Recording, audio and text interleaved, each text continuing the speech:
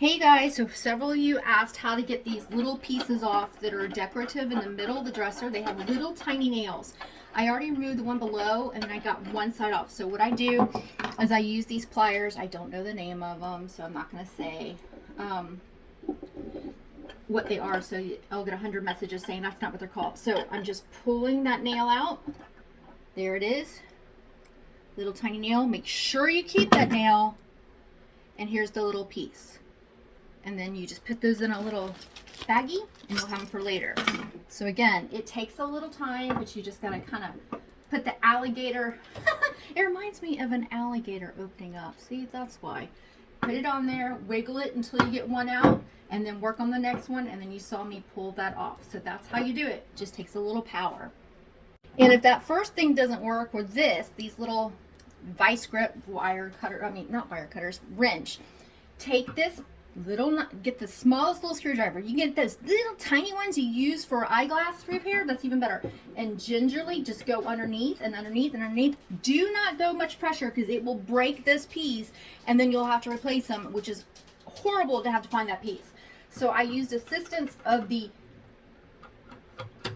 there you go, screwdriver this time, and just pulled it loose and let those nails release. So sometimes you have to use all the tools in the toolbox. So again, keep these little nails, see them?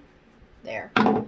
Because it's so much easier just to use the originals than to have to go looking for these little tiny pieces. When dealing with furniture, even if it's real wood, you see that little bit of gloss there? I am adding Slick Stick. That is in that container. Of course, it's going to be turned all the way around. Slick Stick. And then I'm going to apply it with a brush, and that way it'll give my paint a little bit something to grab to. I did clean this with White Lightning and rinsed it off. I scuffed it with sandpaper, and then I rinsed that off, and then used a tack cloth to grab any of the dust that may have been remaining. And then you see I'm just using my Dixie Belle mini brush to apply a coat of Slick Stick. I'm going to let it dry probably overnight. Add another coat, and then I will begin painting this piece.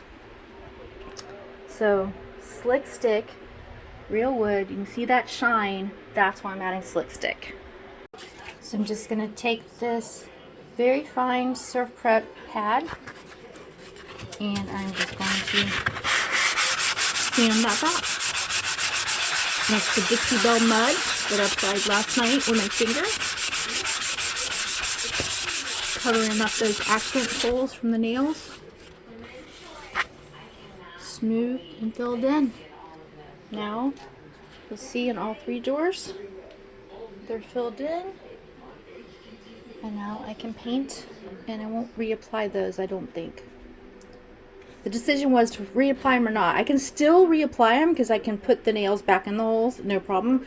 But because I may not put them back, I went ahead and filled before I paint, just so I can make that decision and not have to go back. This is where I patched those holes from decor, and I'm just going to take my paint over it, and you see, look the split. When using Dixie Belle mud, you won't even know there used to be holes there. So it's perfectly gone. Yes, those holes are there, but the decorative one that I don't think I'm going to put back on, totally gone.